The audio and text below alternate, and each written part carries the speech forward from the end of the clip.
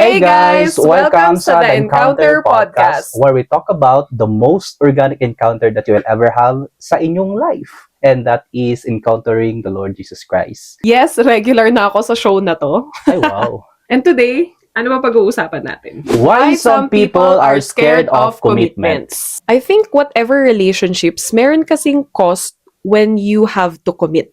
Like you have to invest something, give up something. Okay, sige, ganun na lang. So, first natin is romantic relationships, then friendships, tapos, syempre, relationship with the Lord. Okay, so romantic relationships. Ako na lang, POV ko as a woman entering into a commitment sa romantic relationship. Yeah. Ano yung mga sa tingin ko? Ganun. Ano yung mga sa tingin ko na reason kung bakit scared ang women to enter in a relationship? Either scared or they are not ready. Parang ganon. Kasi may mga tao din naman na hindi naman sa takot sila pero hindi pa sila ready. Hindi ba dahil takot sila? Kaya hindi sila ready. Pero sige yun. Parang may differences pero both pwede nating itap. Either they are scared to commit in a relationship or they are not yet ready. Uso kasi ngayon yung ano, diba? Hindi na yun yung tawag daon eh. Situationship. Dati, mutual understanding. MU, ganyan. Situationship. I think the reason can be kasi may past trauma. Isa yun eh. Meron nang naka-hurt sa'yo before and when you enter another relationship, you have to commit again into trusting someone. And of course, it's not easy to trust someone again if you've been hurt before. Ikaw, sa men. Sa point of view ng men, are scared or I think not ready, I think yung responsibility. Responsibility na, yun nga, yung laging sinasabi that, either, ang point of view ko na kasi when it comes to commitment is wedding or date to marry, mga ganon. And most men, 'di ba, is they fear or hindi pa sila ready dahil sa responsibilities. Of course, yung family, yung unstable finances, 'di ba? Saan ako kukuha ng ganito, ganyan, yung work ko ganito pa rin, sa career ko unsure pa nga, mga ganung bagay. And of course, when it comes to married naman kasi is kailangan yung mga bagay-bagay na yun kailangan napupunan eh. Diba? So in short, before you enter a relationship, dapat kasi futuristic ka. Yeah. Dapat both naman, 'di ba? Dapat ready ka ba financially? Kung ikaw ay nasa moment emotionally. Yeah, emotionally. Kasi ang pinaka naman kasi doon is most people think, am I financially stable? Parang ganun. Kaya nga, 'di ba, most of people really nagkakaroon ng, 'di ba, multiple jobs just to prepare themselves. Kaya nga pagka ganun yung usapan, 'di ba, ang pinaka-safest siguro na lang gawin is huwag ka muna kasing mag-enter into relationship if you're not really ready to mag-commit hindi ka ready na magpakasal. That's nice. Kasi parang ang hirap na parang mag-enter ka into a relationship tapos hindi ka rin naman pala magpapakasal into that person. So parang you are just wasting your time eh. Not necessarily na parang hindi mo pinapahalagan yung time mo, pero parang it's a waste of time na gugugulin mo sa buhay mo, yung season ng buhay mo na yun, instead na ginugugol mo sa self mo para mag-grow ka. To ready yourself. To ready yourself. Kasi yung mga reason nga din ng iba, di ba? Dapat yung pipilin kong mapapangasawa or yung makaka-relationship is the best, di ba? The best person. Tapos meron pa tayong checklist, di ba, na karapat dapat sa atin. But dapat the other way around. Dapat tayo yung maging ready. Tayo yung i-grow natin yung self natin, maging ready tayo, be the best man na para sa liligawan natin, di ba? In short, kung naghahanap ka ng taong God-fearing, may ipon, dapat tanungin mo din sarili mo, ganun din ba? Am I that person? So instead of focusing on finding the best right person, or the right person, be the right person. Diba, okay, ganun. Perfect. So yun yung mga nakikita nating reasons. Past trauma, because when you enter into commitments in a romantic relationship, you need to be responsible. So kung hindi ka pa responsable, kaya yung mga nag-enter dyan, nagsisettle sa situationship, ask that to yourself. Why? Okay, friendships? Kasi parang yun, gusto ko sige, lang go. magdagdag kasi parang yun yung pinakaano natin na parang yun na ba yung worst mo? Hmm, If you are settling to those things na situationships or jumping into one relationship to another, yun na ba yung worth mo? Yun na ba yung value mo? Kasi if you really value yourself, you know your worth. yeah. Para sa huli, masasabi mo na worth the wait talaga. Hmm. Hindi yung parang you are collecting relationships tapos broken ka. Tapos nadadagdagan pa yung trauma mo. I think nadadagdagan. yun din yung isa. Yeah. Kasi sa relationship naman kasi is hindi mo masasabi na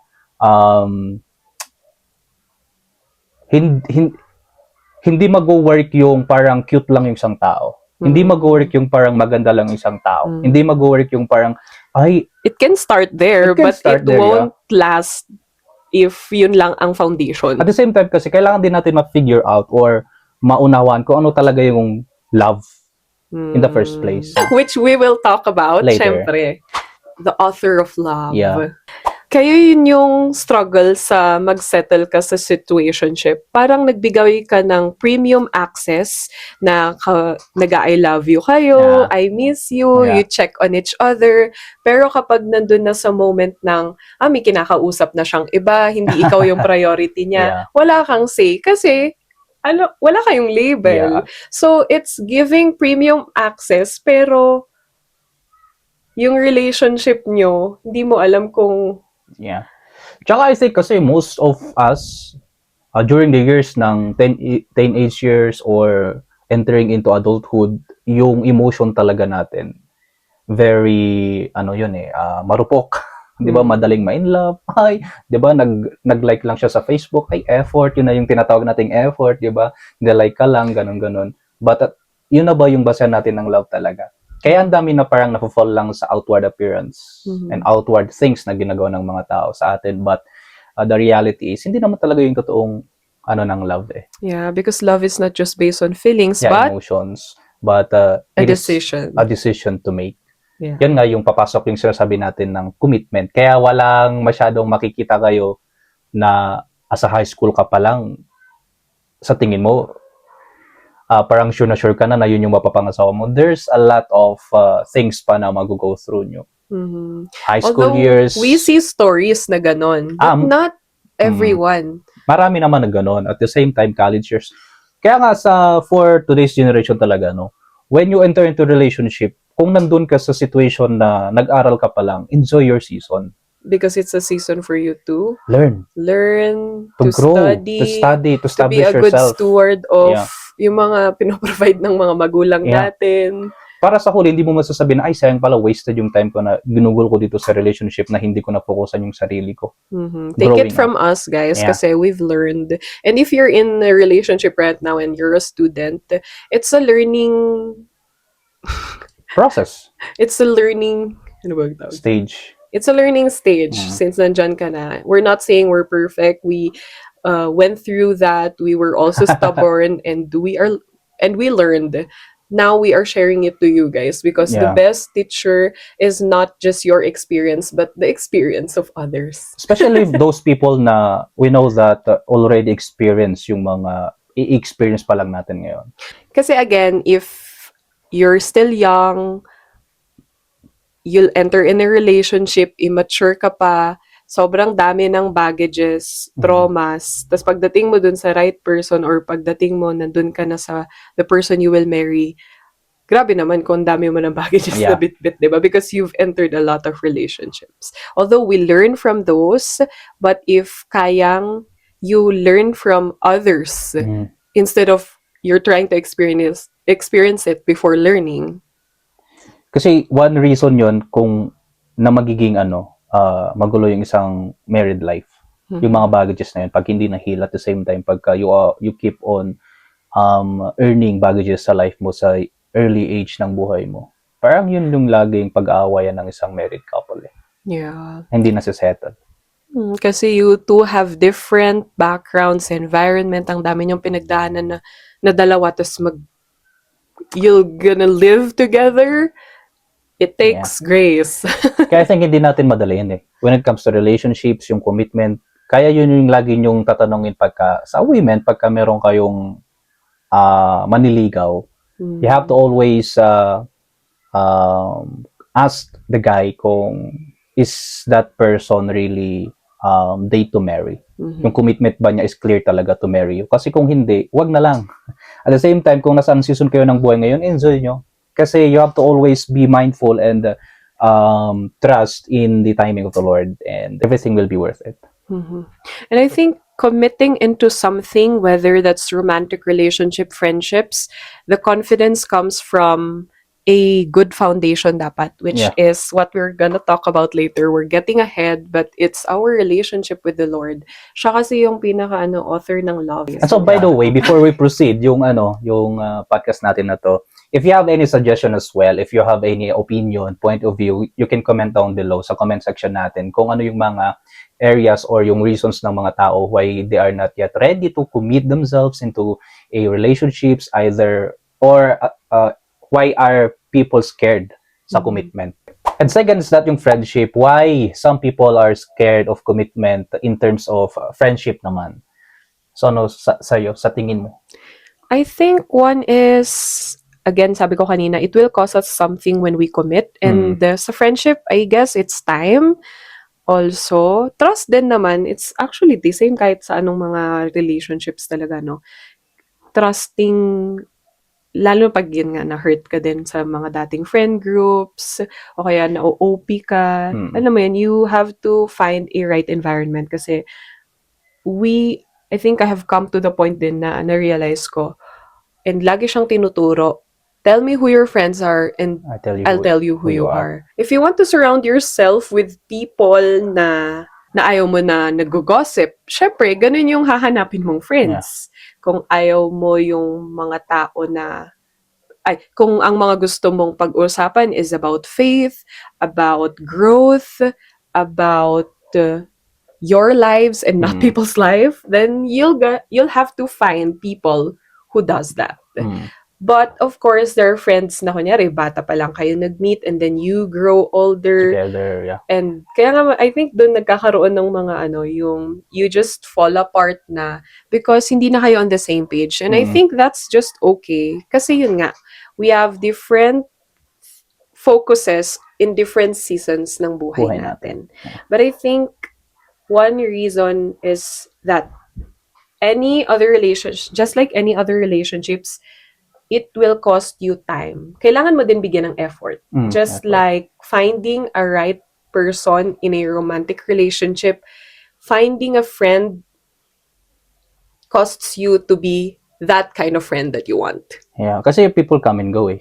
Not in every season of our lives, people are there. Kaya minsan, di ba, yung dangerous sa friendship is parang maganda kasi na mag-accumulate ng maraming friends surrounding you. Magandang tignan, but hindi ka sure kung yung mga tao ba yun will stick to you. Especially sa estado ng buhay, di ba? When people take advantage ng iba, yung situation mo.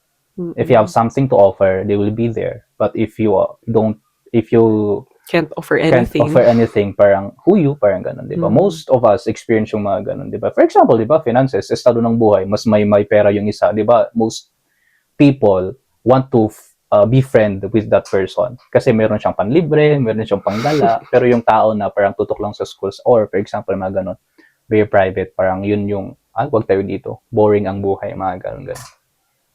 And napagdaanan natin ng iba ngayon. And sa friendship kasi is I think mas better na merong mag-stick na isa talaga than having a friend na hindi rin naman na hindi ka rin naman susuportahan hanggang sa huli. Yeah, parang aanihin mo yung ganun kadami if isa lang pala yung maaasahan mo dun. Yep. And I think naman siya, merong labels din sa friendship, diba? Close friend, acquaintance, friend lang. Pero saying na huwag kayong makipag-friends, guys. Makipag-friend kayo if you want a friend na talagang makakatulong sa inyo. Dapat lang maging mindful tayo yung mga friends na pipiliin natin. Will they help you? Will they help you to grow in your character? Diba? In your life, will they help you? Especially pagka hindi lang sa pangangailangan, either in whatever situation na ng buhay mo, will they be there para sa'yo? Mhm. Kasi sa akin, sa point of view ko, hindi ako makarelate masyado dahil growing up, wala ako talagang a lot of friends. No, siya lang yung isa rin. I would say that best friend before kami naging married in relationship.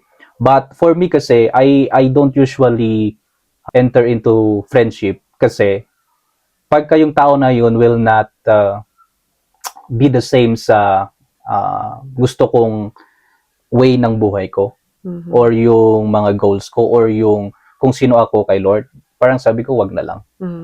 Pag walang same values Yeah, same as you values. are. At the same time, kung wala rin naman, kung ilalayo rin naman talaga ako sa pinaka main purpose ko or buhay ko bilang isang mananampalataya or this Child of person God. na merong faith kay Lord, wag na lang. Ayoko na ipagpalit si Lord Mhm. sa iba.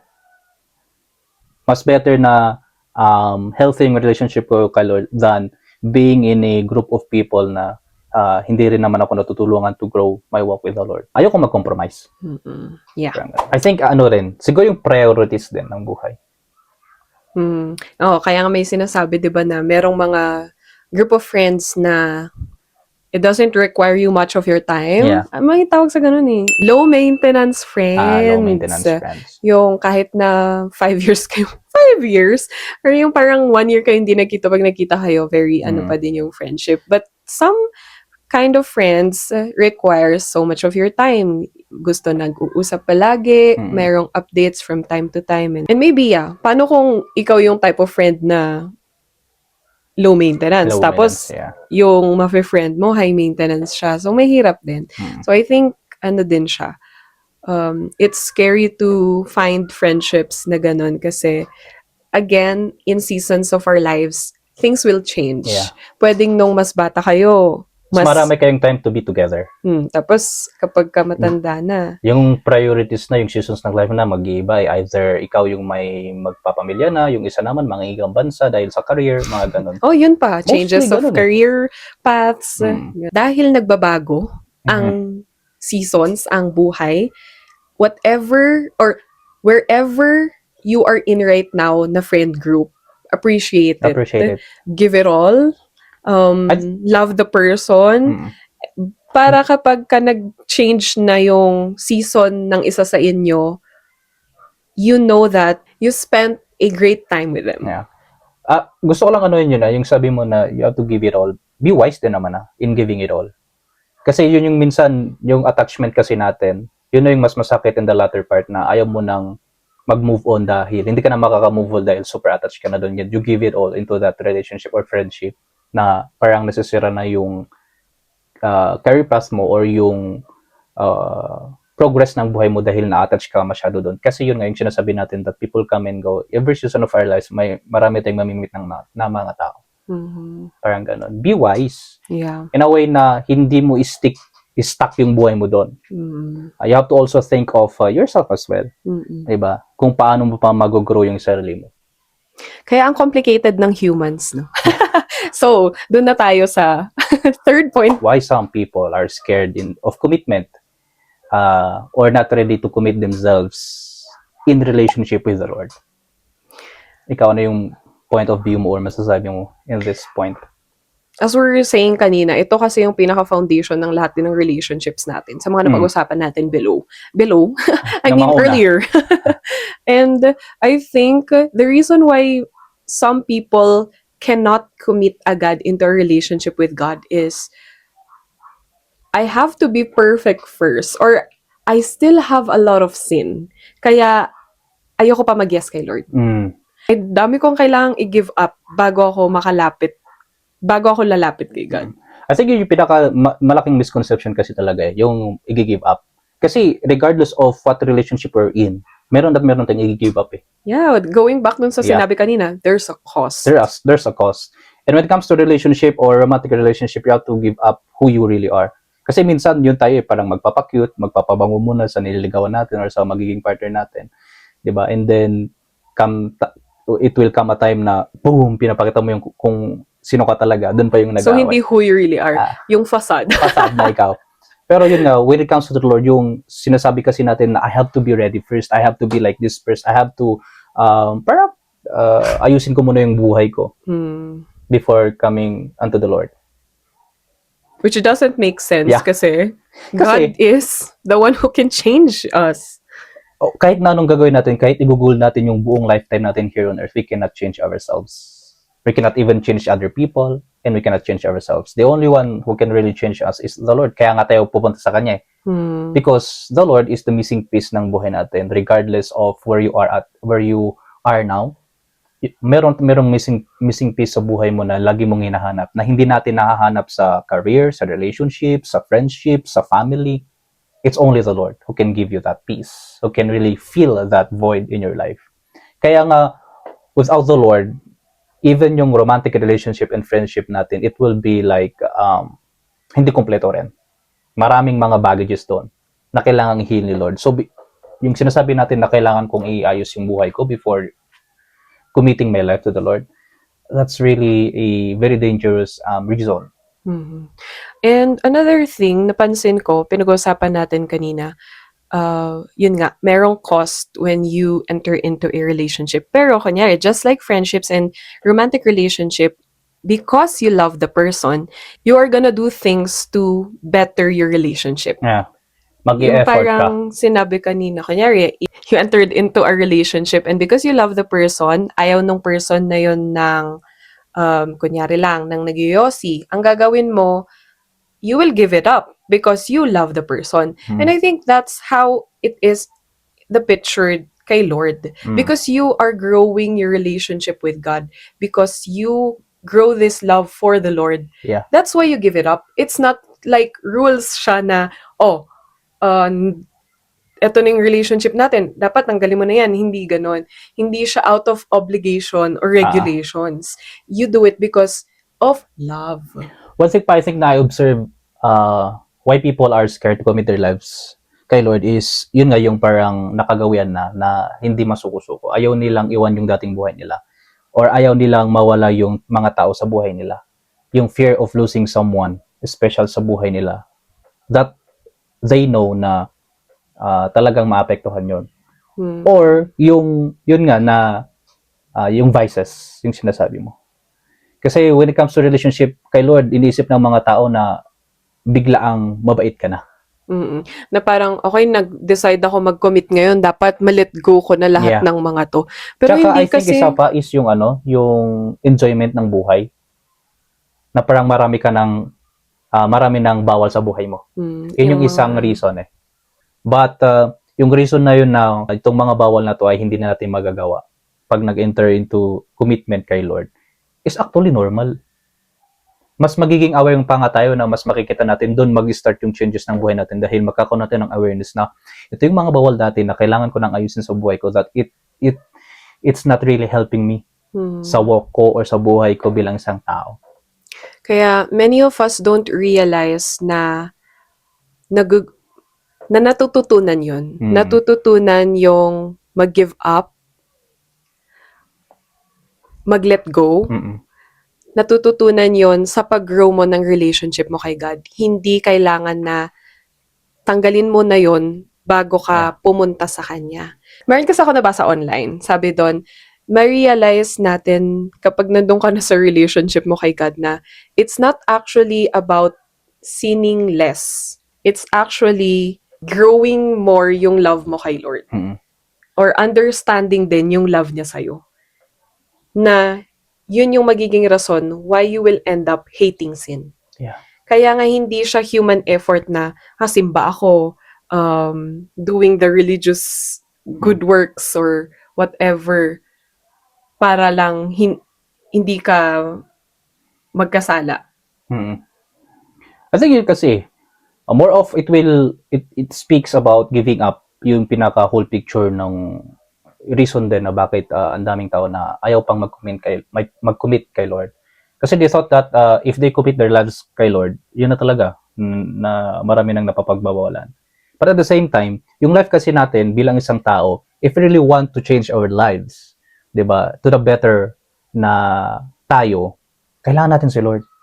And the only one nga, sabi ko kanina, who will really change us, grow us is the Lord. And Kasi kahit naman nag-Kristyano, marami pa rin ako pagkakamali, meron pa rin ako mistakes, meron pa rin ako thoughts, unnecessary thoughts na nagagawa. But at the same time, because I love the Lord, I have to make an effort na i-please si Lord. Hindi para i-check, magkaroon ako ng checklist sa religiosity, but it's my relationship kay Lord. Because you love Him. Because I love the Lord. Again, dun sa relationship mo, just like any other relationships. Dahil kunyari, mahal mo yung partner mo, gagawin mo to, may mga i-give up ka, may cost. And when yung cost na yun, yung tanong na ito is that, is it worthy to really give up this part ng buhay ko in order for me to please the Lord? And for me, yes. It's just like protecting your relationship talaga. And again, hindi naman ibang tao ang magbe-benefit eh. Ikaw. At yun ang pinakamaganda sa relationship natin kay Kay God. Lord. Tayo ang mas nagbe-benefit. God doesn't need our love, but His love, we need it so much. Yeah. At the same time, hindi si Lord, hindi siya parang tao eh. Yung emotion niya. Unchanging si Lord. Hindi siya parang tao na paiba-iba. Kaya yung confidence na makikita natin dun sa pinag-usapan natin kanina sa mga relationships with humans, it's actually scary to trust them because they might hurt us. They might end up hurting us. But with God, I don't think that's gonna happen. Yes, I know relationship with the Lord, journey, being a Christian, hindi siya smooth sailing. May mga times siguro na masasabi natin, hina-hurt tayo ni Lord, pero if you grow to know God's character, He will never do something just to hurt us. Sometimes it's discipline, it's for our growth, it's something that we do not see because we cannot understand. Kaya dun tayo, dito sa relationship actually kay Lord tayo dapat sobrang confident to enter in because His promises are true. Yung mga sinasabi niya are true, and we can hope in Him, and walang walang broken promises, unlike sa partner mo, pwede niyang sabihin to, ganyan. Pero kay God, if He says so, gagawin niya. Yep. Yun yung maganda kay Lord. And the best part kay Lord din na isa is, He will never leave you. Na parang sa atin na kung kaya kang iniwan ng naging relationship mo, si Lord hindi ka niya iiwan. In whatever season na mag-go through mo, hindi ka niya iiwan. And I think kasi isang misconception din kasi ng mga tao is, you are entering into a religion. Ayaw kong mag-commit ng relationship ko kay Lord dahil mababox ako into religion. Well, a relationship kay Lord has nothing to do with religiosity or religion. Because in the first place, what we are entering is a relationship, not religion. Relationship meaning si Lord, yung love ni Lord sa atin, yung grace ni Lord. It speak of what Jesus has done for us on the cross. Yun yung pinaka-main dito yung relationship natin kay Lord. Hindi para maging entertain ng religion. Kasi yung religion, hindi naman niya tayo sasave. Si Lord lang. Yung religion, hindi niya tayo babagawin. It can help. Pero hindi yun yung pinaka reason na magbabago sa atin. Yeah. It's just like this. You wanting to be a part of a church community should be an overflow of your relationship na with God. Kasi gusto mo ma-surround ka with people that will help you journey into knowing Him more. Kaya gusto mo din magpunta sa church, gusto mo magbasa ng Bible, gusto mo maging part ng ministry, gusto mo mag-serve, gusto mo mag-volunteer. It shouldn't be because you are earning something, but it should be an overflow of what you already have with God. It's a response na kung ano yung ginawa ni Lord sa buhay mo. The reason why you do those things because it will as well help you sa relationship natin kay Lord. Hindi lang siya para gagawin natin na checklist nga sa buhay natin para masabi na mas malapit tayo kay Lord. Walang ganun. The only way that we can really deepen our relationship kay Lord is into yung willingness natin to walk with Him. Diba, na magkaroon tayo ng prayer life, devotion, Bible reading, and so on. And then yun yung mga mag-help sa atin into our relationship kay Lord. Another reason I think na kaya takot ang maraming tao din sa commitment kay Lord, I think is to give up their own families. Alam nyo, Devo ko yun kanina. Yeah. Yung, kasi syempre, pag against sila. Kasi may maraming tao yun, yung cases na ganon, na ayaw nilang i-give up or yung family nila yung against, 'di ba? And natatakot tayo na i-pursue si Lord dahil against yung family natin. Tama din. Pero yun nga yung challenge ni Lord talaga, if you really want to be my disciples. Di ba? Pero I think ito talaga is yung point na pagka ayaw ka talagang pa-attendin ng magulang mo, itatakwil ka nila. Hindi yung dahil hindi kasi kayo naghugas ng plato sa bahay, guys. Tapos nag-church kayo. Yeah. Iba yun. Don't take me wrong din, guys. Kasi yung sinasabi ni Lord naman that the cost of really following Him or believing or committing our lives sa Kanya is, of course, part yun. Yung priority kasi natin eh. If it gets to a point na mas prioritize mo na yung pamilya mo kaysa kay or Lord. opinion nila kaysa kay God.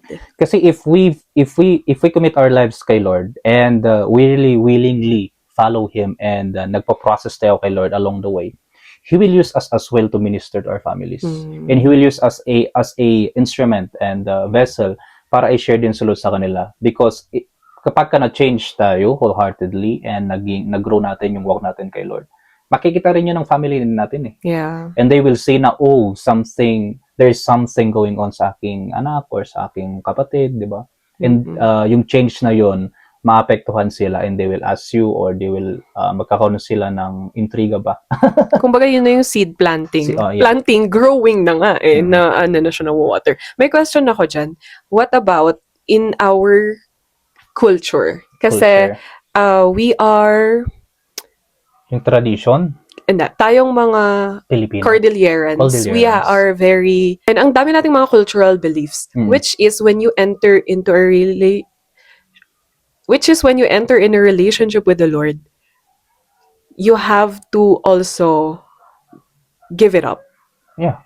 And I think yun yung isa sa pinakamahirap nga. Kunyari, kasi syempre kapag may mga ganun na sa mga gathering, tapos may kita nila, hindi mo to ginagawa, ganito, ganyan. I think yun, di ba?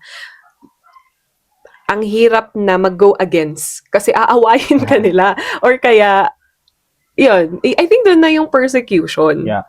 I think hindi naman sa parang aawayin ninyo yung tradition or yung cultural nga na backgrounds natin. But, kasi sa atin, innate na sa atin kasi yung worship to a higher being. Kasi yun nga, parang, of course, God created us in His image, meaning yung image niya naka-imprint sa atin. So along the way, before pa naman tayo napanganak, meron na sa atin yung image ni Lord. Na kung saan, yun yung void nga, nahahanapin natin along the way growing up. Yung backgrounds natin, yung cultural natin, di ba, nagkaroon kasi ng tradition wherein, yun nga, parang may form of yung worship. Gathering is really praising someone higher being na hindi nila alam. And so right now na we know who that is, the Lord, we have to be mindful. Is this really yung worship ba na ginagawa ko to is pointing to the Lord? Not to attack them, but you must be the one na testify kung sino yung higher being na yon. Papakita mo lang na mas worth it tong worship na to. But in the most loving, gracious, but at the same time, meron ngang truth. Yeah. Don't forget about the truth. At first, mahirap. At first, merong persecution. At first, merong mga tao na will go against. So, even nga yung family mo. But, yun nga yung question, if you really want to follow the Lord and you want to really grow or enter into relationship kay Lord, are you willing to give up those things? And the greatest comfort, syempre, along the way, pag nag-no ka sa kanila or kapag nag-go against ka, the Lord is with you. As long as yung pinaka-main purpose talaga is kay Lord. Hindi yung ibang bagay na parang gusto mo lang mag-retaliate sa family mo dahil may gusto kang gawin sa buhay mo personal. No, what I mean is that kapag ang reason mo is fully committing your life to the Lord, then be willing. Yeah. Be willing to walk with the Lord. And in His perfect time, He will prosper your life din naman either in relationships with your family, friends, and community, or in your personal walk sa Kanya. Okay. So, yun. Meron pa ba? Relationship with the Lord. I think, ang pinaka-best part lang na masasabi ko dito is the best investment ng relationship na pwede nyong i-invest is yung relationship kay Lord. If you want to really fix or to be better person sa wherever relationship you are in now, either in friendship or relationship, romantic relationship, you have to give time kay Lord. You have to Kumbaga, fix your life kay Lord. ito yung foundation kasi ng love. You have to understand what love is before you will be able to give it to others. And Kasi kanino pa ba natin may experience ang tunay na pagmamahal? Siyempre sa Lord. Panginoon. Because He is the author of love. He is love. So, kailangan nating magpapuno muna ng love ni Lord para makawa nating mahalin ng ibang tao. Even those people that are hard to love. Kumbaga, yung definition ng love, kailangan sure mo na kailangan founded yun sa Panginoon. Yeah, kasi isang definition din ni Lord ng love niya is giving up the most valuable person in his life. Ay sa valuable person, which is the Lord Jesus. Sacrificial love, kumbaga. He is willing to die for you. He is willing to give. So kung hindi ka pa readyng mamatay para sa Sa tao. ibang Totoo, pero that's the reality. Kung hindi Even ka- with friendships. Yeah, especially sa romantic relationship, if you are not ready and be willing to die to that person, wag na lang, 'di ba? Kaya yung picture ng dying hindi naman necessarily like literal dying, no? Yeah. Sometimes it's dying to your old self, dying to your old habits, Yeah. dying to habits na hindi na nakakatulong sa relationship nyo. Pagka hindi na magiging okay, 'di ba? You have to die with that thing sa buhay mo. Diba? Kaya dami, love is kind, love is patient. Lahat ng 'yon dapat founded sa relasyon mo sa Panginoon. So you can give out that love to others the right way as well. Kasi I defined love noon pa din naman that love is something na it's a decision. It's a decision na gagawin mo sa buhay mo. It's a choice to make yung love. Hindi lang siya base sa emosyon. Nawala lang yung spark, nawala lang yung kilig. O kahit kay Lord, minsan ganun tayo, nawala lang yung, parang hindi na ganun ka ano yung, kasi sa walk natin kay God, hindi naman palaging Okay. hindi naman palaging nasagot sa mga prayers natin ng yes. Minsan wait, minsan no. Tapos biglang, ay parang hindi na. Most of the time, hindi. Hindi na ako, kaya hindi ka na kinikilig sa devotion mo. Parang wala na ako naiintindihan. I think dry na yung relationship. It can be, but also sometimes, we have to check na, am I just basing my relationship with God through emotions? Hindi dapat ganun. You have to be filled with the love of God first, and then you have to be mindful. You have to decide. And that's why it's based on decision. No, you decide this day, no, I still want to read the word. I still want to serve God. I still want to love others, love like Jesus, lead people more to Him because I love God. Kasi kung emotion hindi dahil feel mo lang. Kasi kung emotion yung nakabase yung love natin, wala lagi tayong magulo. Fluctuate siya. Kaya sabi nga 'di ba sa Bible is that the heart is yung deceitful above all. Kung kaya kapag nagbase tayo sa emotion, sa love, magulo, deceitful. So we should base it on the word. So, yun. Relationship with the Lord, of course, starts with receiving what Jesus has done for us on the cross, believing to what Jesus has done on the cross, trusting in His finished works across.